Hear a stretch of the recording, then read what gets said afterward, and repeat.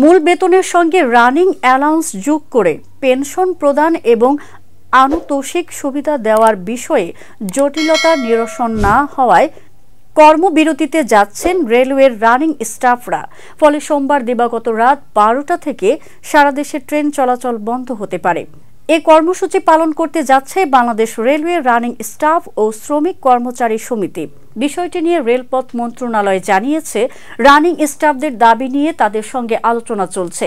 এরপরও যদি দাবি পূরণ না হয় তাহলে আমরা কঠোর কর্মসূচিতে যেতে বাধ্য হব। এ অবস্থায় আজ 27 জানুয়ারি আমরা ঘোষণা দিচ্ছি, আগামী মধ্যরাত থেকে অর্থাৎ 28 জানুয়ারির প্রথম প্রহর থেকে সারা দেশে ট্রেন চালানো বন্ধ থাকবে। তিনি আরো বলেন, আমাদের মূল দাবি রানিং স্টাফদের বেতন ও পেনশনে মাইলেজ অন্তর্ভুক্ত করা এবং যথাযথ আনুতোষিক সুবিধা দেওয়া।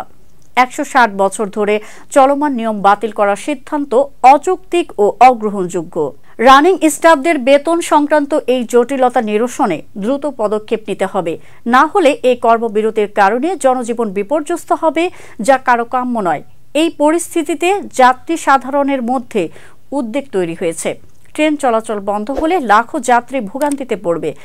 এদিকে রেলপথ মন্ত্রণালয়ের একজন উচ্চপদস্থ কর্মকর্তা জানিয়েছেন, সমস্যা সমাধানে আলোচনা চলছে। যাত্রী সেবার বিষয়টি বিবেচনায় রেখে দ্রুত সমাধান করার চেষ্টা চলছে।